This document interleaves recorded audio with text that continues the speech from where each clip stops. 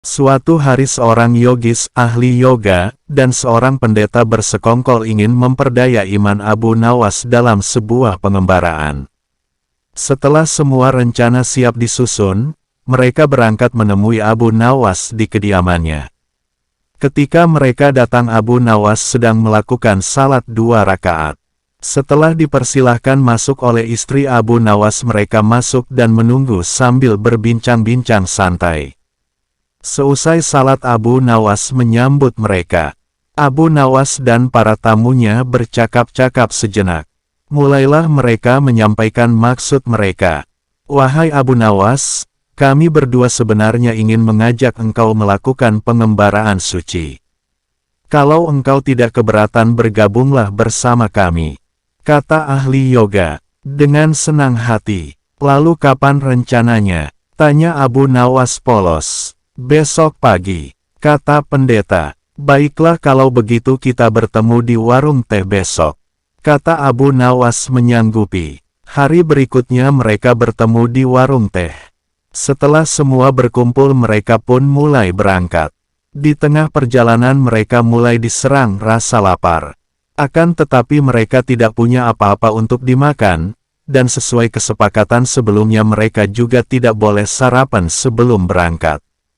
Karena dari awal mereka memang sudah sepakat untuk tidak membawa bekal, maka satu-satunya cara untuk menghilangkan rasa lapar adalah dengan mencari derma. "Hai Abu Nawas, bagaimana kalau engkau saja yang mengumpulkan derma guna membeli makanan untuk kita bertiga? Karena kami akan mengadakan kebaktian," kata pendeta. Tanpa banyak bicara, Abu Nawas berangkat mencari dan mengumpulkan derma dari rumah satu ke rumah lain. Setelah derma terkumpul, Abu Nawas membeli makanan yang cukup untuk 3 orang. Abu Nawas kembali ke pendeta dan ahli yoga dengan membawa makanan. Karena sudah tidak sanggup menahan rasa lapar, Abu Nawas berkata, "Mari segera kita bagi makanan ini sekarang juga." "Jangan sekarang. Kami sedang berpuasa," kata ahli yoga. "Tetapi aku hanya menginginkan bagianku saja, sedangkan bagian kalian terserah pada kalian," kata Abu Nawas menawarkan jalan keluar. "Aku tidak setuju. Kita harus seiring seirama dalam berbuat apapun," kata pendeta. "Betul, aku pun tidak setuju karena waktu makanku besok pagi. Besok pagi aku baru akan berbuka," kata ahli yoga. "Bukankah aku yang engkau jadikan alat pencari derma, dan derma itu sekarang telah kutukar dengan makanan ini? Sekarang kalian tidak mengizinkan aku mengambil bagian sendiri, padahal aku sudah sangat lapar dan lelah demi kalian. Kenapa kalian tidak menghargai itu?" kata Abu Nawas mulai merasa jengkel. Namun begitu pendeta dan ahli yoga tetap bersikeras tidak mengizinkan Abu Nawas mengambil bagian yang menjadi haknya, meski Abu Nawas sudah terlihat sangat lapar ditambah lelah karena disuruh mencari derma. Abu Nawas pun terus berusaha meyakinkan kawan-kawan agar mengizinkan ia memakan bagiannya. Tetapi mereka tetap saja menolak. Abu Nawas benar-benar merasa jengkel dan marah. Namun Abu Nawas tidak memperlihatkan sedikit pun kejengkelan dan kemarahannya. "Bagaimana kalau kita mengadakan perjanjian?" kata pendeta kepada Abu Nawas. "Perjanjian apa?" tanya Abu Nawas. "Kita adakan lomba. Barang siapa di antara kita bermimpi paling indah, maka ia akan mendapat bagian yang terbanyak, yang kedua lebih sedikit, dan yang terburuk akan mendapat paling sedikit." Pendeta itu menjelaskan. Abu Nawas setuju, lah tidak memberi komentar apa-apa. Ia sudah tahu jika itu memang akal bulus yang sudah mereka rencanakan untuk menjebaknya, dan yang jelas mereka pasti tidak akan mengakui tentang kehebatan mimpi Abu Nawas nantinya. Oleh sebab itu ia pun mulai memikirkan jalan keluarnya. Hari pun mulai malam, embun mulai turun ke bumi. Pendeta dan ahli yoga mengantuk dan tidur. Karena perut lapar, Abu Nawas tidak bisa tidur, lah hanya berpura-pura tidur. Setelah merasa yakin kawan-kawan sudah terlelap, Abu Nawas menghampiri makanan yang sudah dibeli tadi. Tanpa berpikir dua kali Abu Nawas langsung melahap habis bersama makanan bagian kawan-kawan hingga tidak tersisa sedikit pun. Setelah merasa kekenyangan Abu Nawas baru bisa tidur. Keesokan hari mereka bangun hampir bersamaan. Ahli yoga dengan wajah berseri-seri langsung bercerita. Tadi malam aku bermimpi memasuki sebuah taman yang mirip sekali dengan nirvana. Aku merasakan kenikmatan yang belum pernah kurasakan sebelumnya dalam hidup ini. Pendeta mengatakan bahwa mimpi ahli yoga benar-benar menakjubkan. Betul-betul luar biasa. Kemudian giliran pendeta menceritakan mimpinya. Aku seolah-olah menembus ruang dan waktu. Dan ternyata memang benar. Aku secara tidak sengaja berhasil menyusup ke masa silam di mana pendiri agamaku hidup. Aku bertemu dengan beliau dan yang lebih membahagiakan adalah aku diberkatinya. Ahli yoga juga memuji-muji kehebatan mimpi pendeta. Abu Nawas hanya diam, bahkan tidak merasa tertarik sedikit pun. Karena Abu Nawas belum juga buka mulut, pendeta dai ahli yoga mulai tidak sabar. Mereka pun menanyakan mimpi yang dialami Abu Nawas. Abu Nawas pun mulai bercerita. Kalian tentu tahu Nabi Daud alaihi salam. Beliau adalah seorang nabi yang ahli berpuasa. Tadi malam aku bermimpi berbincang-bincang dengan beliau. Beliau menanyakan apakah aku berpuasa atau tidak. Aku katakan aku berpuasa karena aku memang tidak makan sejak dini hari, kemudian beliau menyuruhku segera berbuka karena hari sudah malam. Tentu saja aku tidak berani mengabaikan perintah beliau. Aku segera bangun dari tidur dan langsung menghabiskan makanan itu. Kata Abu Nawas tanpa perasaan bersalah sedikit pun. Sambil menahan rasa lapar yang menyayat-nyayat, pendeta dan ahli yoga saling berpandangan satu sama lain. Mau tidak mau mereka harus mengakui kehebatan mimpi Abu Nawas meski dengan rasa lapar yang sangat mencekam dan perasaan menyesal yang amat sangat karena telah berani mempermainkan Abu Nawas.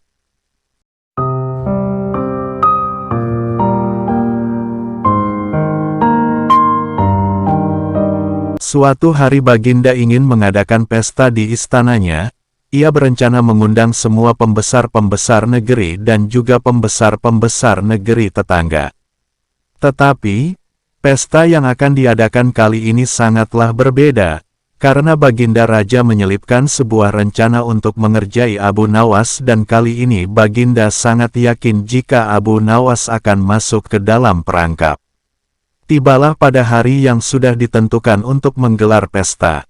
Seluruh undangan, termasuk Abu Nawas yang turut diundang berhadir di istana. Ketika semua tamu undangan yang hadir sudah berkumpul, Baginda memerintahkan pelayan istana untuk membasuh tangan dan kaki para undangan dengan air mawar nan harum. Satu persatu tamu undangan yang hadir telah selesai dibasuh. Kini tinggallah giliran Abu Nawas. Tidak pernah menyangka sebelumnya jika pada hari itu ia akan menjadi bahan tertawaan Baginda dan para undangan yang berhadir. Sepertinya Baginda memang sudah menyusun rencana tersebut dengan sangat matang. Baginda sengaja memerintahkan kepada para pelayan istana agar Abu Nawas mendapat urutan terakhir. Diam-diam Baginda terus memperhatikan Abu Nawas. Pas ketika giliran Abu Nawas dibasuh tangan dan kakinya, pelayan langsung membasuh dengan air kencing unta yang dicampur dengan bunga-bunga yang sudah disiapkan sebelumnya sesuai perintah Baginda. Sontak saja seluruh tamu undangan yang hadir merasa tidak nyaman dengan bau yang ditimbulkan dan sibuk mencari sumber bau tersebut. Akhirnya diketahuilah jika Abu Nawas yang menjadi sumber bau yang sangat tidak mengenakan itu. Ia pun dijauhkan dan ditertawakan oleh semua tamu yang hadir termasuk Baginda Raja sendiri yang senang bukan kepalang karena rencananya berhasil. Setelah menanggung tidak sanggup malu yang amat sangat di hadapan para tamu yang hadir, tanpa bicara apa-apa Abu Nawas langsung meninggalkan ruangan tamu menemui pelayan yang telah membuat dia malu tadi. Pelayan tersebut meminta maaf dan mengakui jika itu adalah perintah Baginda Raja. Mendengar penuturan pelayan, Abu Nawas sangat terkejut, tidak pernah terpikirkan sebelumnya jika Baginda akan menggunakan. Abu Nawas pun bergegas meninggalkan istana dalam keadaan sangat kesal. Dalam hati ia bergumam, "Baiklah, hari ini Paduka telah memberiku kuah tak sedap, esok hari aku akan membalasnya dengan isinya." Setelah kejadian dipermalukan di istana dengan kencing unta, Abu Nawas menaruh rasa kesal yang bukan main terhadap Baginda Raja, sehingga sejak saat itu ia tidak pernah menginjakkan lagi kakinya di istana. Karena sudah 2 bulan Abu Nawas tidak terlihat di istana, Baginda Raja pun merasa rindu akan tingkah pola dan cerita-cerita lucu dari Abu Nawas. Baginda pun mengutus pengawal untuk menghadirkan Abu Nawas ke istana. Akan tetapi Abu Nawas tidak bersedia memenuhi panggilan Baginda dengan alasan sakit parah dengan harapan Baginda Raja akan menjenguknya. Khawatir dengan kondisi Abu Nawas, Baginda pun menyempatkan diri untuk menengok Abu Nawas dengan diiringi para pengawal dan beberapa pejabat kerajaan. Pucuk dicinta ulam tiba, begitu mendengar Baginda Raja menuju ke rumahnya, Abu Nawas langsung memasang aksi cerdasnya. Ia langsung meminta istrinya menyiapkan obat ajaib dengas berbentuk bulatan kecil-kecil, akan tetapi yang diantara bulatan-bulatan obat tersebut sudah diselipkan tinja yang memang sudah dipersiapkan Abu Nawas sebelumnya. Abu Nawas langsung menuju pembaringan merobohkan badannya, memasang wajah pucat dan berpura-pura lemah lunglai seakan-akan ia benar-benar sakit. Tidak berapa lama kemudian Baginda sudah berada di depan pintu rumah dan langsung menemui Abu Nawas. Kesempatan itu langsung digunakan dengan menelan 2 butir ajaib di hadapan Baginda. Baginda pun penasaran dan bertanya, "Wahai Abu Nawas, apa yang kamu telan itu?" Tanya Baginda. "Inilah yang disebut obat ajaib, resepnya hamba peroleh lewat mimpi tadi malam. Jika hamba menelan 2 butir niscaya akan sembuh." Jawab Abu Nawas yang kemudian langsung bisa bangun setelah menelan pil yang kedua. "Benarkah itu? Jika begitu, aku juga mau minum obat ajaibmu itu, barangkali bisa membuat badanku segar bugar setiap hari."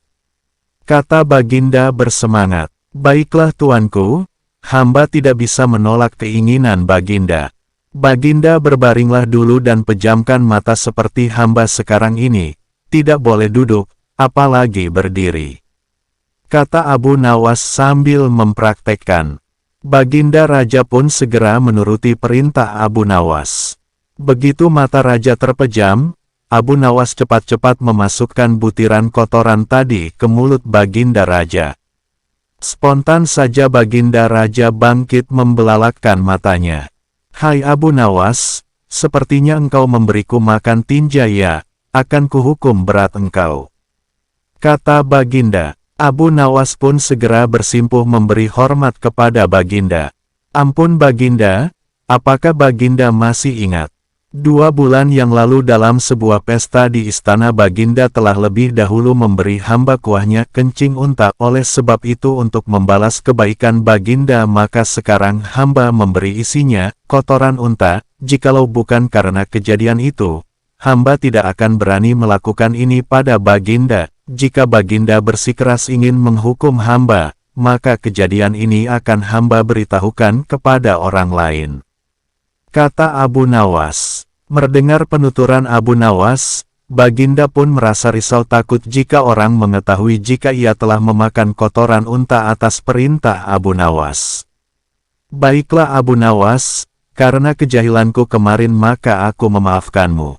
Tapi engkau tidak boleh memberitahukan siapa-siapa tentang kejadian ini," kata Baginda. "Ampun Baginda, jika itu yang Baginda minta seperti itu, lain lagi ceritanya. Hamba minta 100 dinar sebagai biaya jaga rahasia," jawab Abu Nawas. "Dasar kau Abu Nawas," kata Baginda geram. Baginda pun menyetujui permintaan Abu Nawas dengan menyerahkan pundi uang sebanyak 100 dinar, kemudian pamit pulang menuju istana bersama para pengikutnya.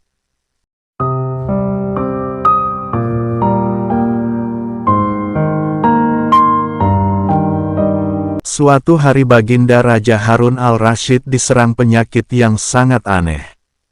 Tubuhnya terasa kaku dan pegal semua. Suhu badannya naik dan dia tak kuat untuk melangkah. Kondisi ini membuat Baginda tidak nafsu makan sehingga sakitnya bertambah parah.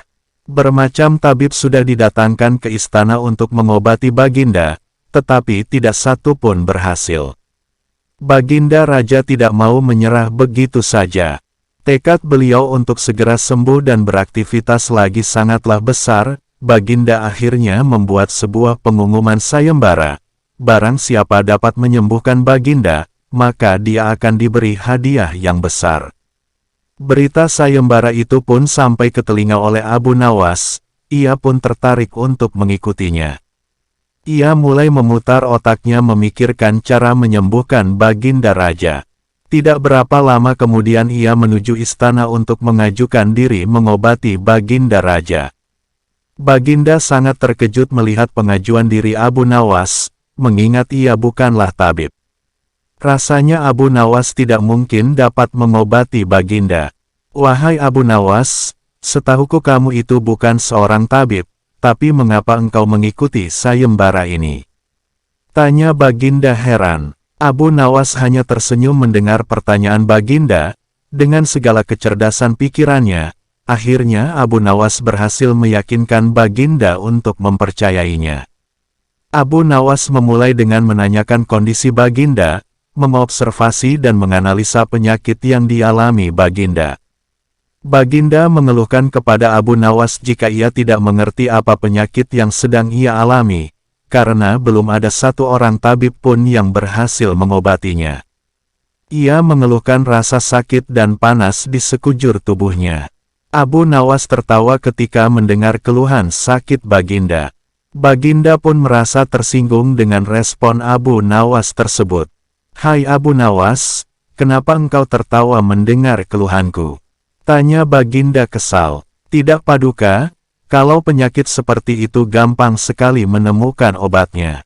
Jawab Abu Nawas. Raja pun terkejut mendengar jawaban Abu Nawas. Beliau kemudian bertanya, jadi apa obatnya dan di mana kita bisa menemukannya? Oh, obatnya adalah telur unta. Paduka Raja bisa mendapatkannya di kota Baghdad. Tapi ada syaratnya. Jelas Abu Nawas. Apa syaratnya? Tanya Baginda. Syaratnya adalah, Baginda sendiri yang harus menemukan obat tersebut bukan mengutus orang lain. Jelas Abu Nawas. Tanpa pikir panjang, Baginda pun menerima syaratnya. Baginda segera bergegas menuju Baghdad menyamar sebagai rakyat biasa dan dikawal oleh beberapa pengawal kerajaan yang juga menyamar. Sesampai di kota Baghdad, mereka mengitari seluruh sudut pasar mencari penjual telur unta. Namun mereka tidak pernah kunjung menemukan telur unta yang dicari. Baginda dan para pengawal terus berusaha mencari tetapi hanya mendapatkan kelelahan, keletihan dan keringat saja. Baginda mulai menggerutu memikirkan hukuman yang akan diberikan kepada Abu Nawas karena meminta ia mencari obat yang tidak pernah ditemukan. Baginda dan pengawal pun bergegas kembali ke istana. Ketika segera hendak berangkat ia melihat seorang kakek tua yang sedang berjalan. Baginda segera mencegatnya. Tunggu Kek, bolehkah saya bertanya sesuatu? Tanya Baginda. Iya boleh, jawab si kakek. Di mana saya dapat menemukan telur unta? Tanya Baginda. Telur unta. Si kakek kemudian terdiam sejenak lalu tertawa lebar. Si kakek pun menjelaskan jika tidak ada telur unta di dunia ini. Ia mengatakan jika hewan yang memiliki daun telinga itu melahirkan, bukan bertelur. Baginda dan para pengawal tersentak kaget bukan kepalang mendengar penjelasan si kakek. Dalam keadaan murka pada Abu Nawas karena telah mempermainkannya, Baginda segera kembali ke istana. Keesokan paginya Abu Nawas segera dihadirkan untuk menghadap. Hai Abu Nawas, berani sekali kamu mempermainkan aku, bukankah unta tidak bertelur? Ujar sang raja marah. Betul, Paduka. Jawab Abu Nawas. Tanpa penjelasan lebih lanjut dari Abu Nawas, Baginda langsung memerintahkan pengawal untuk memberikan hukuman berat kepada Abu Nawas. Tunggu dulu Baginda, sebelum Baginda menghukum hamba, bolehkah hamba bertanya bagaimana kabar Baginda sekarang? Tanya Abu Nawas. Alhamdulillah, aku sangat sehat sekarang dan begitu bersemangat ingin segera memberi hukuman padamu. Jawab Baginda tanpa menyadari jika itu adalah pertanyaan jebakan Abu Nawas. Berarti hamba berhasil menyembuhkan Paduka ya? Jawab Abu Nawas. Baginda Raja terdiam, ia mulai menyadari jika sebelumnya adalah taktik Abu Nawas menyembuhkan dirinya meskipun dengan cara yang tidak masuk akal. Baginda pun tidak dapat berkata apa-apa selain mengakui kecerdikan Abu Nawas dan memberi hadiah atas keberhasilannya dalam sayembara menyembuhkan raja. Selama ini ia tidak sadar jika ia bukanlah sakit parah dan akan sembuh jika ia sering berolahraga menjaga kesehatannya.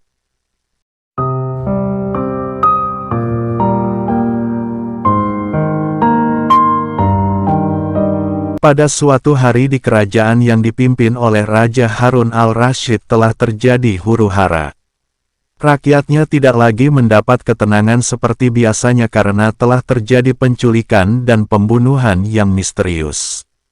Raja dan para prajuritnya akhirnya mengetahui bahwa huru-hara tersebut bukan datang dari musuh, namun dari dalam istana sendiri yang diotaki oleh para menterinya. Namun, Raja sangat kesulitan untuk mencari siapa yang bersekongkol terhadap tindakan penculikan dan pembunuhan tersebut karena dia melihat bahwa para menterinya semuanya taat kepadanya. Dari itu, dipanggillah Abu Nawas sebagai penasehat yang cerdas memiliki segudang cara dalam menyelesaikan masalah. Akhir-akhir ini aku sangat gelisah, terjadi kekacauan di sana-sini. Sepertinya ada orang kepercayaanku yang hendak mencoba menghancurkan kerajaanku. Apa ada yang salah dengan kepemimpinanku? Tanya Baginda kepada Abu Nawas. Ampun beribu ampun Baginda, apa yang bisa hamba lakukan untuk membantu? Tanya Abu Nawas. Begini wahai Abu Nawas, berilah cara kepadaku untuk menguji kesetiaan para menteriku. Pinta Baginda Raja. Baiklah Paduka, berilah hamba waktu sehari saja agar bisa memikirkan caranya. Ujar Abu Nawas. Abu Nawas pun kembali ke rumahnya setelah Baginda memberinya waktu sehari. Setiba di rumah, Abu Nawas mulai berpikir keras mencari cara menyelesaikan masalah yang sedang dihadapi Baginda. Malam pun semakin larut, tidak sadar ia pun tertidur lelap karena kelelahan berpikir seharian. Keesokan harinya ketika hendak menunaikan salat subuh, tanpa sengaja ia menemukan sehelai sorban yang berbau tidak sedap. Sorban itu memang telah lama tidak dicuci oleh istrinya. Dari situlah Abu Nawas menemukan sebuah cara jitu untuk masalah Baginda. Setelah siap menunaikan salat, di pagi buta Abu Nawas langsung bergegas menuju istana kerajaan untuk menghadap Baginda Raja dengan membawa serta sorban yang sudah bau tadi. Abu Nawas pun menceritakan ide yang baru saja ia temukan. Ide tersebut adalah memanfaatkan sorban yang sudah dibawa serta. Ia meminta Baginda Raja untuk bersandiwara seolah telah memiliki sorban sakti. Baginda Raja pun setuju dan melakukan yang diminta Abu Nawas. Maka dibuatlah rencana untuk mengumpulkan seluruh menterinya. Semua menteri berkumpul di pendapa istana sesuai perintah Raja. Di hadapan para menteri itu, Baginda Raja mengatakan bahwa ia telah mendapat hadiah berupa sorban sakti hasil pemberian dari kerajaan lain. Sedang salah satu kesaktian sorban itu adalah bisa menentukan masa depan kerajaan di masa yang akan datang. Lalu Baginda pun berseru, "Wahai para menteriku, bantulah aku untuk menentukan masa depan negeri ini." Seru Raja. "Bagaimana caranya wahai Baginda?" Tanya salah seorang menteri. "Masing-masing dari kalian, coba ciumlah sorban hadiah ini secara bergantian. Apabila berbau wangi, maka kerajaan ini akan damai, abadi, sentosa. Namun, apabila bau yang tercium busuk, maka kerajaan ini tidak akan lama lagi akan segera runtuh. Jelas Baginda. Baginda pun memasuki sebuah ruangan, di mana para menteri akan bergiliran satu persatu dipanggil ke ruangan Baginda untuk mencium sorban sakti tersebut. Setelah semuanya telah mendapatkan giliran, maka dikumpulkanlah kembali para menteri-menterinya. Bagaimana baunya? Tanya Raja. Sorban ini baunya sangat harum, niscaya kerajaan ini akan damai abadi. Jawab menteri pertama. Menteri kedua dan ketiga menjawab sama dengan menteri pertama. Intinya adalah mereka berusaha untuk membuat rajanya senang. Giliran menteri keempat dan kelima angkat bicara. Di luar dugaan, menteri keempat dan kelima ini mengatakan bahwa sorab sakti tersebut baunya busuk dan menyengat hidung. Mendengar penyataan menteri keempat dan kelima itu, Baginda Raja akhirnya membuka rahasia bahwa sorban yang dikiranya sakti tersebut adalah milik Abu Nawas yang sudah usang dan tidak dicuci lama sekali. Kini aku tahu siapa di antara kalian yang selama ini telah berkhianat kepadaku. Kalian telah terbukti berbohong dan kalian pantas untuk dihukum berat. Ujar Raja Harun. Menteri pertama, kedua dan ketiga pun mulai kalang kabut kebakaran jenggot. Spontan saja mereka saling menyalahkan. Baginda pun tidak ambil pusing dengan memerintahkan pengawal menangkap dahulu mereka bertiga. Setelah diselidiki secara mendalam, maka terbuktilah mereka bertiga bersekongkol untuk menyingkirkan Baginda Raja. Para menteri pengkhianat itu pun segera dijebloskan ke penjara. Kepada menteri keempat dan kelima, Raja Harun al-Rasyid memberikan hadiah dan memuji kesetiaan yang telah diberikan oleh mereka. Begitu juga dengan Abu Nawas.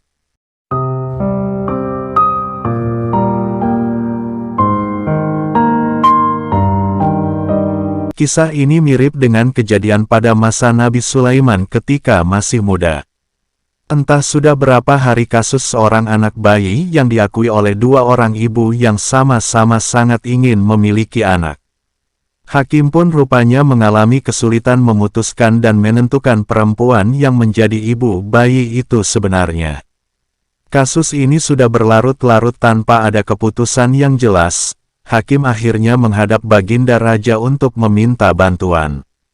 Baginda pun turun tangan. Baginda memakai taktik rayuan. Baginda berpendapat mungkin dengan cara-cara yang amat halus salah satu wanita itu ada yang mau mengalah.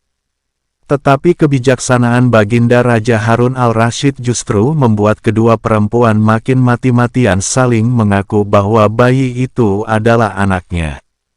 Baginda pun putus asa, mengingat tak ada cara-cara lain lagi yang bisa diterapkan. Baginda pun berpikir mungkin perlu memanggil Abu Nawas meminta bantuannya. Abu Nawas hadir menggantikan hakim. Abu Nawas tidak menjatuhkan putusan pada hari itu melainkan menunda sampai hari berikutnya. Semua yang hadir yakin Abu Nawas pasti sedang mencari akal seperti yang biasa dilakukan. Padahal penundaan itu hanya disebabkan oleh hal lain, yaitu seorang algojo yang harusnya masuk dalam taktik Abu Nawas tidak berada di tempat. Keesokan hari sidang pengadilan diteruskan lagi. Abu Nawas memanggil algojo dengan pedang di tangan. Abu Nawas memerintahkan agar bayi itu diletakkan di atas meja. Apa yang akan kau perbuat terhadap bayi itu? Kata kedua perempuan itu saling memandang. Sebelum saya mengambil tindakan, apakah salah satu dari kalian bersedia mengalah dan menyerahkan bayi itu kepada yang memang berhak memilikinya? Kata Abu Nawas, tidak, bayi itu adalah anakku. Kata kedua perempuan itu serentak. Baiklah, kalau kalian memang sungguh-sungguh menginginkan bayi itu dan tidak ada yang mau mengalah, maka saya terpaksa membelah bayi itu menjadi dua sama rata dan membaginya kepada kalian. Kata Abu Nawas mengancam dengan spontan. Perempuan pertama girang bukan kepalang, setuju akan tindakan yang akan dilakukan Abu Nawas, sedangkan perempuan kedua menjerit-jerit histeris. Jangan, tolong jangan dibelah bayi itu. Biarlah aku rela bayi itu seutuhnya diserahkan kepada perempuan itu. Kata perempuan kedua. Abu Nawas tersenyum lega, pemilik sebenarnya bayi tersebut sudah diketahui. Abu Nawas segera mengambil bayi itu dan langsung menyerahkan kepada perempuan kedua. Abu Nawas minta agar perempuan pertama dihukum sesuai dengan perbuatannya. Karena tidak ada ibu yang tega menyaksikan anaknya disembelih. Apalagi di depan mata, Baginda Raja merasa puas terhadap keputusan Abu Nawas. Sebagai rasa terima kasih, Baginda memberikan sejumlah hadiah atas bantuannya yang sangat berguna.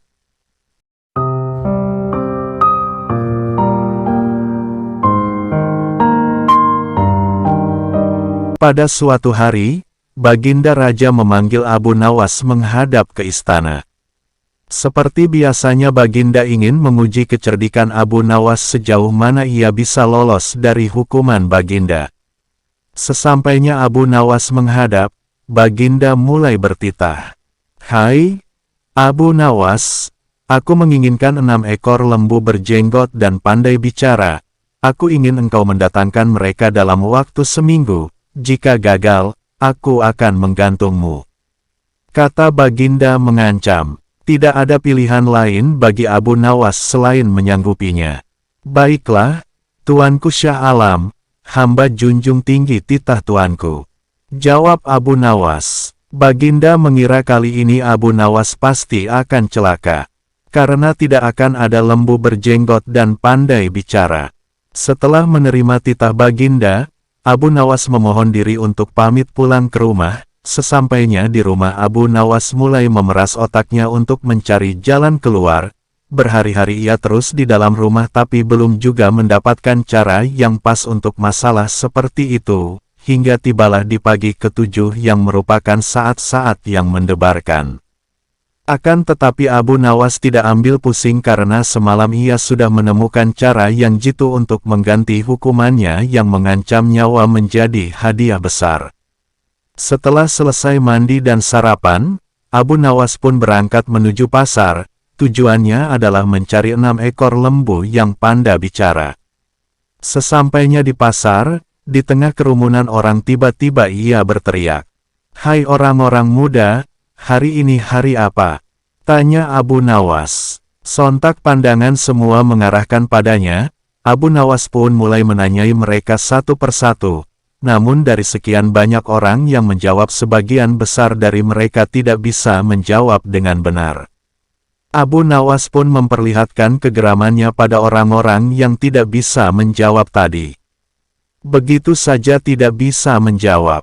Kalau begitu, mari kita menghadap Sultan Harun al-Rasyid untuk mencari tahu kebenaran yang sesungguhnya. Karena merupakan salah seorang kepercayaan Baginda Raja, mereka pun menuruti Abu Nawas untuk menghadap Baginda Raja. Abu Nawas memilih 6 orang di antara mereka yang paling bodoh untuk dihadapkan pada Baginda. Pendapa istana sudah dipenuhi oleh warga masyarakat ingin menyaksikan kehebatan atau nasib malang Abu Nawas jika nantinya gagal menjalani titah paduka raja. Pucuk dicinta ulam pun tiba. Abu Nawas yang dinanti-nanti sudah sampai dan segera menyembah paduka bersama 6 orang berjenggot. Baginda pun merasa sudah tidak sabar kemudian bertanya, "Hai Abu Nawas, mana lembu berjenggot yang pandai bicara itu?" Tanpa banyak bicara, Abu Nawas pun menunjuk ke 6 orang yang dibawanya itu. "Mohon ampun Baginda, inilah mereka." "Hai, Abu Nawas, apa maksudmu menunjuk pada mereka? Siapa mereka?" tanya Baginda kembali. "Ya, Baginda, tanyalah pada mereka sendiri hari apa sekarang," jawab Abu Nawas. Baginda Raja pun mencoba bertanya sesuai saran Abu Nawas. Ketika Sultan mulai bertanya, mereka pun memberikan jawaban berbeda-beda. Abu Nawas lalu berkata, "Jika mereka manusia, tentunya tahu hari ini hari apa. Bagaimana jika Baginda menanyakan hari yang lain, akan tambah pusinglah mereka. Manusia atau hewankah mereka ini? Inilah lembu berjenggot yang pandai bicara itu, Tuanku," kata Abu Nawas yang sontak membuat tawa penonton pecah seketika. Dan kembali mau tidak mau Abu Nawas telah lolos dari ancaman hukuman. Maka dari itu dengan sepantasnya Sultan pun memberikan hadiah 2000 dinar kepada Abu Nawas.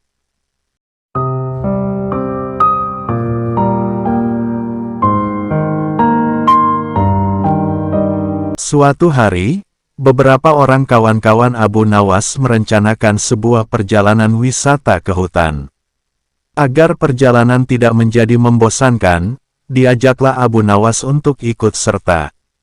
Setelah menemui kata sepakat, berangkatlah mereka beramai-ramai ke rumah Abu Nawas.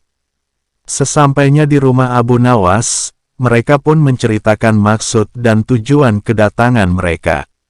Abu Nawas setuju dengan ajakan mereka dan mereka pun langsung berangkat dengan menunggangi keledai masing-masing, sambil sesekali bercanda ria. Tidak terasa perjalanan sudah jauh dari pemukiman penduduk.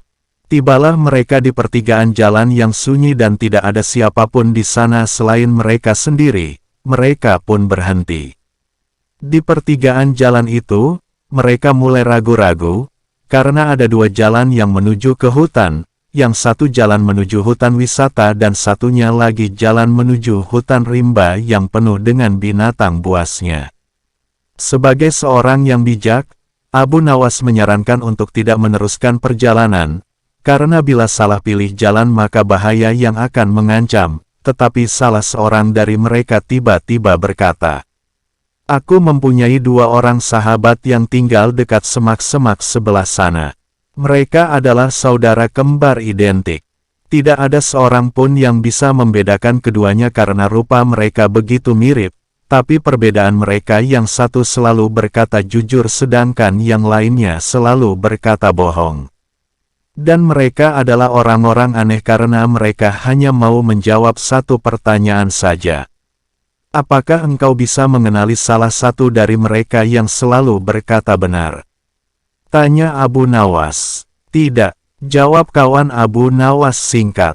"Baiklah kalau begitu kita beristirahat sejenak," usul Abu Nawas. Mereka pun beristirahat sambil menyantap bekal yang sudah disediakan.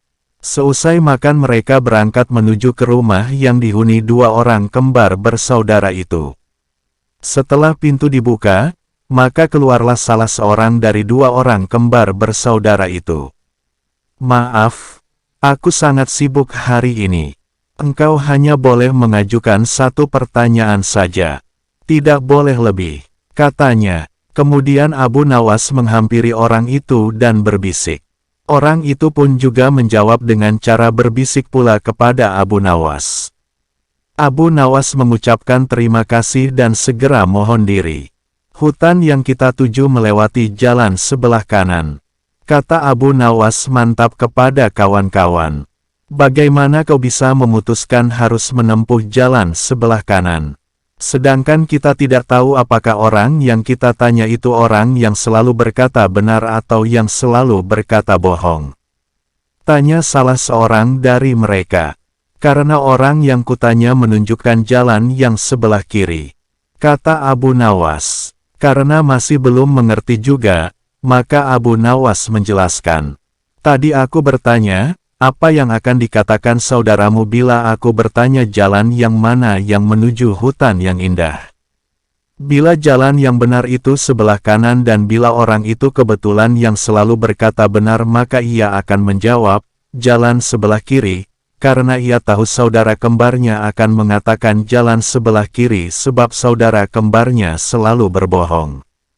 Bila orang itu kebetulan yang selalu berkata bohong, maka ia akan menjawab, jalan sebelah kiri, karena ia tahu saudara kembarnya akan mengatakan jalan sebelah kiri sebab saudara kembarnya selalu berkata benar."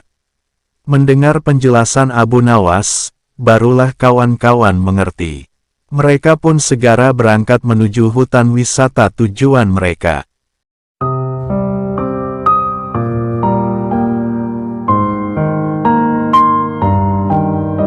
Kecerdikan Abu Nawas memang sudah tidak diragukan lagi, bahkan ketika Raja Harun al-Rasyid menghadapi masalah, tidak segan-segan Abu Nawas dipanggil sebagai salah seorang kepercayaannya yang paling bisa diandalkan untuk menyelesaikan berbagai masalah. Suatu hari, di negeri Baghdad, digelarlah acara hajatan besar. Sang Raja Harun al-Rasyid pun berniat merayakan pesta ulang tahun kerajaan bersama-sama dengan seluruh rakyatnya. Pada hari yang telah ditunggu tiba, rakyat Baghdad dikumpulkan di depan pendapa istana. Raja Harun sang penguasa berdiri dan berpidato di depan rakyatnya. "Wahai rakyatku yang tercinta, hari ini kita akan mengadakan pesta ulang tahun kerajaan. Aku akan memberi hadiah kepada para fakir miskin, aku juga akan memberikan pengampunan kepada para tahanan di penjara dengan mengurangi hukuman menjadi setengah dari sisa hukumannya." Seru Baginda kepada rakyatnya. Mendengar pidato sang raja, tentu saja rakyat Baghdad bersukaria. Mereka segera berpesta bersama dan menyantap aneka makanan yang telah disediakan. Tidak berapa lama kemudian, para pengawal istana membagi-bagikan hadiah kepada fakir miskin. Setelah dipastikan seluruh rakyatnya yang fakir miskin mendapatkan hadiah, raja pun memanggil para tahanan. Tahanan pertama yang mendapatkan kesempatan adalah bernama Sipolan. "Hai Sipolan, berapa tahun hukumanmu?" tanya Baginda. "2 tahun Baginda," jawab Polan. "Sudah berapa tahun yang kamu jalani?" tanya Baginda lagi. "1 tahun Baginda," jawab Polan. "Kalau begitu, sisa hukumanmu yang 1 tahun aku kurangi menjadi setengah tahun sehingga hukumanmu tinggal 6 bulan saja," tegas Baginda. Selanjutnya, dipanggillah Ali. "Berapa tahun hukumanmu Ali?" tanya Baginda. Dengan wajah sedih, Ali menjawab, "Mohon ampun Baginda, hamba dihukum seumur hidup," jawab Ali. Mendengar jawaban Ali tersebut, Baginda menjadi bingung harus menjawab apa untuk mengurangi hukuman Ali. Di tengah kebingungannya, raja yang terkenal bijaksana ini teringat dengan akan Abu Nawas. Akhirnya, dipanggillah Abu Nawas. Tidak berapa lama kemudian, Abu Nawas yang turut serta dalam pesta ulang tahun kerajaan menghampiri sang raja yang sedang kebingungan itu. "Abu Nawas, aku ada masalah mengenai hadiah pengampunan bagi Ali. Dia dihukum seumur hidup sedangkan aku berjanji akan memberikan pengampunan setengah dari sisa hukumannya. Padahal aku tidak tahu sampai umur berapa Ali akan hidup. Sekarang aku minta nasihatmu, bagaimana caranya memberi pengampunan kepada Ali dari sisa hukumannya?" Jelas Baginda Raja. Mendengar penuturan Baginda, Abu Nawas pun ikut bingung. Dia berpikir, apa bisa mengurangi umur seseorang, padahal dia sendiri tidak tahu sampai kapan umurnya.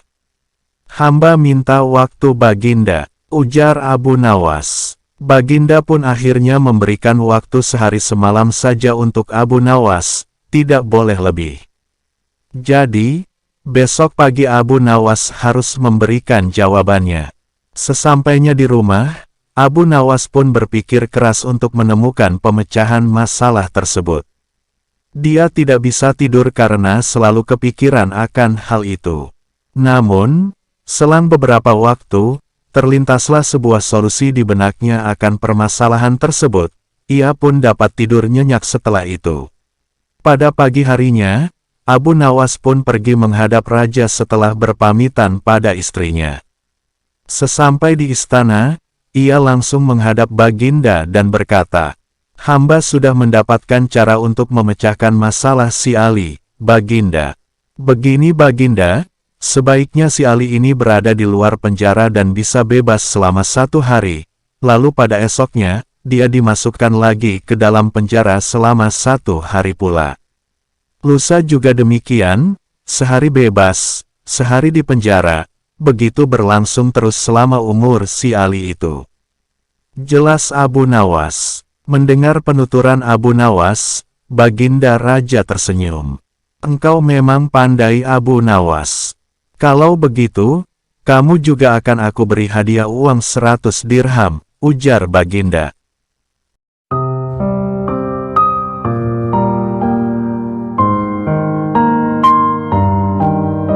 Pada suatu malam sang raja sangat murka melihat pekerjaan pengawal kerajaan yang tidak beres. Setelah diselidiki, ternyata para pengawal itu sedang mabuk-mabukan dan tertangkap basah oleh Baginda Raja. "Wahai pengawalku semua, sudah sering aku peringatkan agar engkau jangan mabuk-mabukan," ujar Baginda. Para pengawal kerajaan terlihat begitu gemetar. Mereka menunduk tidak berani menatap mata Baginda karena merasa bersalah. "Dari mana kalian mendapatkan arak-arak itu?" tanya Baginda. Para pengawal terdiam tidak berani menjawab, hingga pada akhirnya Baginda mengancam akan memberikan hukuman berat, barulah salah satu dari mereka mengakuinya. Akan tetapi untuk lolos dari hukuman Baginda, mereka terpaksa berbohong dan melibatkan Abu Nawas dalam masalah tersebut. Karena berpikir jika Abu Nawas pasti bisa membantu mereka lolos dari hukuman sang Raja Harun al-Rasyid. "Ampun Baginda, Abu Nawaslah yang membawa arak-arak itu kepada kami, dan ia juga yang mengajari kami mabuk-mabukan," kata salah seorang pengawal. Meski sangat terkejut, Baginda tidak percaya begitu saja jika Abu Nawas sampai bisa mengajak orang lain melakukan perbuatan buruk seperti itu. Baginda tahu jika itu adalah akal-akalan para pengawalnya saja untuk bisa lolos dari hukuman. Tetapi sebagai seorang yang bijak dalam mengambil keputusan, Baginda tidak memiliki alasan untuk menolak pengakuan para pengawal sebelum mereka dapat membuktikannya. Keesokan harinya berangkatlah beberapa pengawal kerajaan yang mabuk semalam ke rumah Abu Nawas. Sesampainya di rumah Abu Nawas, mereka kemudian memberitahukan maksud kedatangannya, menceritakan jika mereka sudah melibatkan Abu Nawas dalam masalah mereka. "Bawalah botol ini ke hadapan raja dan katakan semua ini atas perintahku," kata pemimpin pengawal itu. "Tunggu dulu, dengan minuman arak ini, aku pasti akan dihukum oleh raja," kata Abu Nawas. "Benar, tapi jika engkau berhasil lolos dari hukuman raja, aku akan memberimu sejumlah dinar," ucap pengawal itu membuat kesepakatan dengan Abu Nawas. "Lalu apa kentunganmu dengan memberiku sejumlah dinar?" tanya Abu Nawas. "Jika engkau lolos dari hukuman raja, maka kami semua juga akan lolos." "Gunakanlah kecerdasanmu untuk meyakinkan raja," jawab pengawal itu. Akhirnya Abu Nawas bersedia menerima kesepakatan tersebut. Dengan memegang sebotol arak berwarna merah, ia menghadap Baginda Raja Harun. "Wahai Abu Nawas, apa yang engkau pegang itu?" tanya Baginda Raja. "Ini susu Baginda, rasanya enak sekali," jawab Abu Nawas dengan gugup. "Oh ya, bagaimana mungkin air susu berwarna merah? Bukankah susu berwarna putih bersih?" kata Baginda keheranan sambil mengambil botol yang dipegang Abu Nawas. "Betul Baginda, semula air susu ini berwarna putih bersih." Saat melihat Baginda yang gagah rupawan, ia tersipu-sipu malu, dan menjadi merah merona. Jawab Abu Nawas yang mencoba mengambil hati Raja Harun dengan menyebutnya seorang rupawan. Mendengar kata-kata Abu Nawas, Baginda kemudian tertawa meninggalkan Abu Nawas. Baginda Raja Harun al-Rasyid sebenarnya tahu bahwa yang di dalam botol itu adalah arak dan Abu Nawas tidak bersalah. Namun karena penyampaian Abu Nawas yang membanggakan hati, Baginda tidak memberikan hukuman kepada Abu Nawas dan juga para pengawal. "Baiklah, untuk kalian semua aku maafkan, akan tetapi jika kalian ulangi lagi, maka hukumannya akan berlipat ganda," titah sang raja pada para pengawal. Akhirnya Abu Nawas pun mendapatkan hadiah sejumlah dinar dari para pengawal sesuai kesepakatan, karena telah berhasil melaksanakan tugasnya.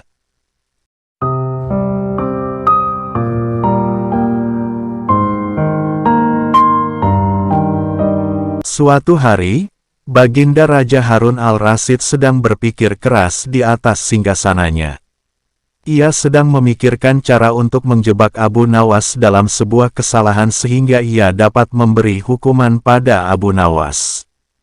Rencana ini dilakukan bukan tanpa alasan, sudah beberapa kali Abu Nawas telah membuatnya malu di depan para pejabat kerajaan. Berlatar belakang dendam inilah akhirnya raja hendak membuat jebakan terhadap Abu Nawas dan berharap Abu Nawas gagal menghadapi jebakan tersebut.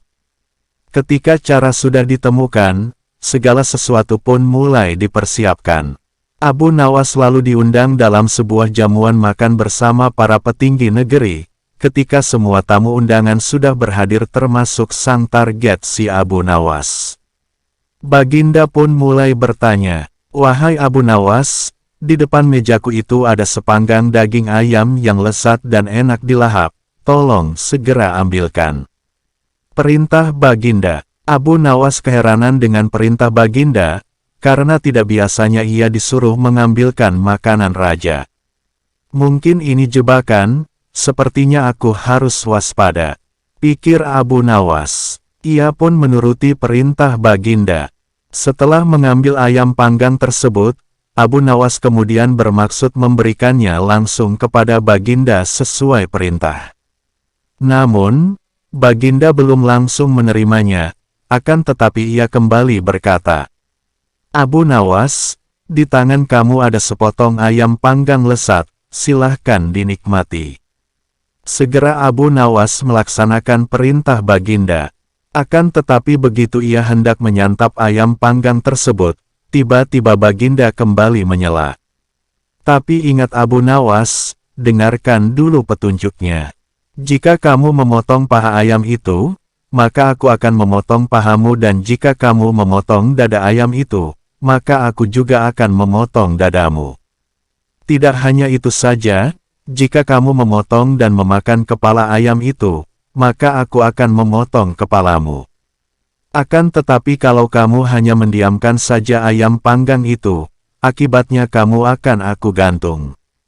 Ternyata dugaan Abu Nawas benar, Baginda ingin menjebaknya. Abu Nawas merasa bingung dengan petunjuk yang dititahkan Baginda itu. Dalam kebingungannya, ia semakin tersiksa karena ayam panggang lezat yang harusnya bisa memuaskan rasa laparnya sejak sampai di istana, tapi malah menjadi petaka baginya. Abu Nawas pun mulai memutar otak cerdasnya untuk menemukan ide meski sedang di bawah tekanan. Suasana di ruang makan itu menjadi tegang, para pejabat saling memandang dan ada yang berbisik kecil. Mereka yang hadir tidak mengerti dengan maksud Baginda terhadap Abu Nawas, karena mereka juga tidak diberitahukan sebelumnya, mereka hanya bisa menebak-nebak di dalam hati. Waktu terus berjalan hingga beberapa saat lamanya. Baginda dan para pejabat kerajaan mulai menikmati hidangan yang disediakan. Sedang Abu Nawas hanya bisa memegang dan melihat-lihat ayam panggang saja. Tidak berapa lama setelah itu, Abu Nawas mulai bertingkah aneh, ia mulai membolak-balikkan ayam panggang itu. Sejenak suasana menjadi hening. Kemudian Abu Nawas mulai mendekatkan ayam panggang itu tepat di indera penciumannya. Baginda dan para pejabat yang hadir mulai bingung dan tidak mengerti apa yang dilakukan Abu Nawas. Mereka terus memperhatikan Abu Nawas. Kemudian terlihat Abu Nawas mendekatkan indera penciumannya tepat di bagian, pantat daging ayam panggang yang kelihatan sangat lezat itu. Ia pun terus melakukan itu berulang-ulang, kemudian tiba-tiba ia berkata, "Jika saya harus memotong paha ayam ini, maka Baginda akan memotong pahaku. Jika saya harus memotong dada ayam ini, maka Baginda akan memotong dadaku. Jika saya harus memakan dan memotong kepala ayam ini, Baginda akan memotong kepalaku, dan jika aku diam saja maka aku akan digantung. Tetapi coba lihat sekarang, yang saya lakukan adalah mencium pantat ayam ini." Kata Abu Nawas, "Apa maksudmu, wahai Abu Nawas?" Tanya Baginda. "Maksud hamba adalah jika hamba melakukan demikian maka Baginda juga akan membalasnya demikian, layaknya ayam ini. Nah, saya hanya mencium pantat ayam panggang ini saja, maka Baginda juga harus mencium pantat ayam panggang ini pula." Jelas Abu Nawas. Sontak saja penjelasan Abu Nawas itu membuat suasana yang tegang menjadi tampak tidak menentu. Para pejabat yang hadir menahan tawa, karena takut dihukum raja. Sementara itu, Baginda Raja yang mendengar ucapan Abu Nawas mulai memerah mukanya, merasa sangat malu. Baginda pun cepat-cepat berencana merubah keadaan yang sangat memalukannya itu. Ia pun segera memerintahkan Abu Nawas untuk pulang dan membawa serta ayam panggang dan beberapa makanan lain, karena ia belum sempat makan. "Wahai Abu Nawas, cepat pulanglah, jangan sampai aku berubah pikiran," kata raja. Abu Nawas pun segera pamit pulang beserta ayam panggangnya. Setibanya di rumah, ia mengundang beberapa tetangganya untuk makan bersama menikmati ayam panggang yang tadi hampir saja menjadi petaka baginya.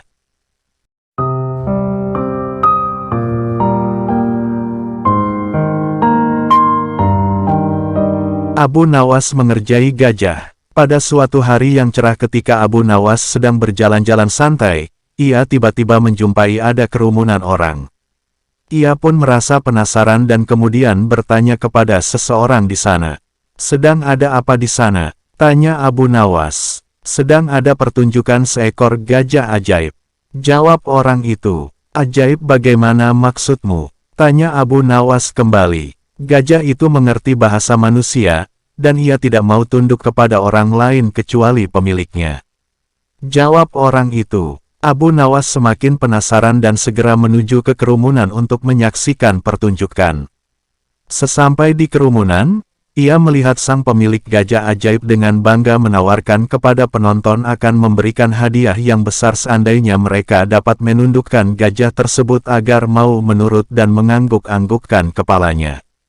Satu persatu penonton mulai mencoba melakukan berbagai cara agar gajah itu mau menganggukkan kepalanya. Namun belum ada satupun yang berhasil menundukkan gajah ajaib itu.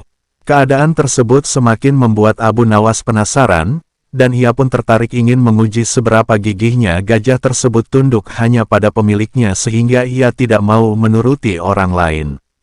Abu Nawas kemudian maju mencoba menundukkan gajah itu, ia berbicara pada gajah tersebut. "Tahukah engkau siapa diriku?" Gajah itu menggelengkan kepalanya. "Apakah engkau takut kepada diriku?" Gajah itu tetap menggelengkan kepalanya. "Takutkah engkau kepada tuanmu?" Gajah itu mulai ragu dan Abu Nawas kembali bertanya. "Jika engkau tidak takut kepada tuanmu, maka aku akan melaporkan kepada tuanmu," desak Abu Nawas. Mendengar ancaman Abu Nawas dengan spontan kemudian gajah itu langsung menganggukkan kepalanya. Gajah tersebut tidak teringat akan perintah tuannya untuk tidak menurut kepada orang lain. Penonton bersorak ria melihat keberhasilan Abu Nawas menundukkan gajah yang katanya ajaib itu dan dengan berat hati bercampur malu, pemilik gajah itu menyerahkan hadiah yang dijanjikan kepada Abu Nawas. Pemilik gajah sangat marah dan kemudian memukul gajah tersebut. Pada beberapa hari berikutnya pemilik gajah kembali mengadakan pertunjukan dengan maksud membalas rasa malu sebelumnya. Tapi kali ini dengan gaya yang berbeda, di mana penantang harus mampu menundukkan gajah itu agar mau menganggukkan kepalanya. Satu persatu penonton mulai mencoba dengan berbagai cara termasuk cara yang digunakan Abu Nawas sebelumnya, tetapi gajah itu tetap tidak mau tunduk dan menggelengkan kepalanya, karena sangat takut pada ancaman tuannya. Tibalah giliran Abu Nawas untuk maju dan kembali melemparkan pertanyaan kepada gajah tersebut. "Tahukah engkau siapa diriku?" tanya Abu Nawas. Gajah itu mengangguk. "Takutkah engkau kepadaku?" Gajah itu tetap mengangguk. "Takutkah engkau kepada tuanmu?" Gajah itu masih mengangguk. "Tahukah engkau gunanya balsem ini?" tanya Abu Nawas seraya mengeluarkan bungkusan kecil yang berisi balsem dari sakunya. Namun gajah itu tetap mengangguk. Abu Nawas kembali bertanya, "Apa boleh balsem ini kugosokkan pada selangkanganmu?" Gajah itu mengangguk. Abu Nawas kemudian menggosokkan balsem selangkangan gajah. Gajah tersebut merasa sangat kepanasan. Abu Nawas kemudian mengeluarkan lagi dari sakunya bungkusan balsem.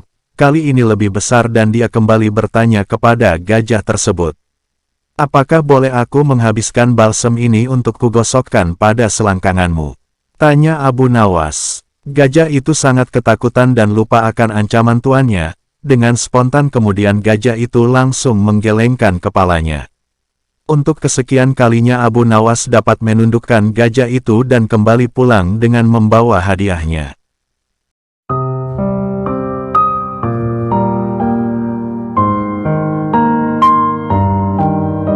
Abu Nawas mengentuti sang raja. Pada suatu hari Baginda Raja Harun al-Rasyid memanggil Abu Nawas menghadap ke istananya. Setelah Abu Nawas tiba di istana dengan tersenyum Baginda Raja menyambutnya dan kemudian berkata kepada Abu Nawas. Wahai Abu Nawas, akhir-akhir ini perutku sering sakit, tabibku mengatakan jika aku terkena gangguan angin. Mohon ampun Baginda, apa yang sudi kiranya yang dapat hamba bantu? Tanya Abu Nawas kepada Baginda Raja. Baginda lalu menjawab, aku menginginkan agar kamu dapat menangkap angin untuk dipenjarakan, karena ia telah berani menggangguku. Dan aku memberimu waktu selama 3 hari untuk membawa angin ke hadapanku. Kata Baginda kepada Abu Nawas. Abu Nawas kemudian pergi meninggalkan istana untuk melaksanakan titah Baginda Raja. Namun ia sangat kebingungan dan berpikir bagaimana ia bisa menangkap angin untuk dipenjarakan, sedang angin merupakan sesuatu yang tidak dapat dilihat oleh kasat mata. Kali ini sungguh aneh permintaan Baginda, tiada henti-hentinya menjebak dirinya. Nampaknya kali ini Baginda akan berhasil mendapatkan celah untuk menghukum dirinya, pikir Abu Nawas. Tapi Abu Nawas tidak putus asa. Ia terus berpikir mencari jalan keluar walaupun menangkap angin merupakan suatu pekerjaan mustahil. Karena ia bukanlah suatu benda yang dapat disentuh dan sama sekali tidak dapat dilihat meski keberadaannya ada di mana-mana. Sudah 2 hari berjalan sejak perintah Baginda, Abu Nawas belum juga berhasil menangkap angin maupun menemukan cara untuk menangkapnya. Hingga hari ketiga ketika ia sedang berjalan-jalan dengan hati yang hampir berserah diri menerima hukuman Baginda. Tiba-tiba ia teringat akan kisah Aladin dan jinnya yang terkurung di dalam lampu ajaib. Abu Nawas pun menemukan ide yang akan menyelamatkan dirinya dari hukuman Baginda Raja. Ia sangat gembira segera berlari pulang ke rumah mempersiapkan semua keperluan untuk menghadap sang Baginda Raja. Setelah semuanya siap, Abu Nawas langsung menuju istana untuk menghadap. Di sana Baginda Raja telah menunggu ingin melihat hasil kerjanya. Baginda Raja langsung bertanya kepada Abu Nawas. Wahai Abu Nawas, sudahkah engkau melaksanakan perintahku untuk menangkap dan memenjarakan angin? Sudah Baginda Raja, jawab Abu Nawas. Coba perlihatkan, aku sangat ingin melihat hasil kerjamu, kata Baginda. Abu Nawas kemudian menyerahkan sebuah botol kaca yang tertutup kepada Baginda Raja. Setelah menerima botol tersebut, Baginda kemudian bertanya pada Abu Nawas. Di mana angin itu? Aku tidak melihat apa-apa di dalam sini. Berkata Abu Nawas, ampun yang mulia Baginda Raja, angin tidaklah dapat dilihat dengan mata. Tetapi jika tuanku Baginda ingin mengetahui keberadaannya maka bukalah penutup botol itu. Tanpa berpikir panjang, Baginda Raja langsung membuka penutup botol itu dan tiba-tiba ia mencium bau busuk yang keluar dari botol tersebut. Dengan nada yang marah Baginda bertanya kepada Abu Nawas. Hai Abu Nawas, bau apa yang keluar dari sini? Dengan nada ketakutan kemudian Abu Nawas menjawab. Mohon ampun Baginda Raja, tadi hamba juga mengalami gangguan angin pada perut hamba dan ketika ia hendak keluar maka hamba langsung memasukkannya ke dalam botol. Agar ia tidak melarikan diri maka hamba segera memenjarakannya dengan menyumbat mulut botol itu untuk menutupnya. Mendengar penjelasan Abu Nawas, Baginda tidak jadi memarahi dan menghukumnya meski beliau telah diberi kentut oleh Abu Nawas, karena alasan yang diberikan cukup masuk akal untuk sebuah pekerjaan aneh. Abu Nawas kemudian pergi meninggalkan istana dengan hati gembira karena ia lelah lolos dari jebakan dan hukuman Baginda Raja.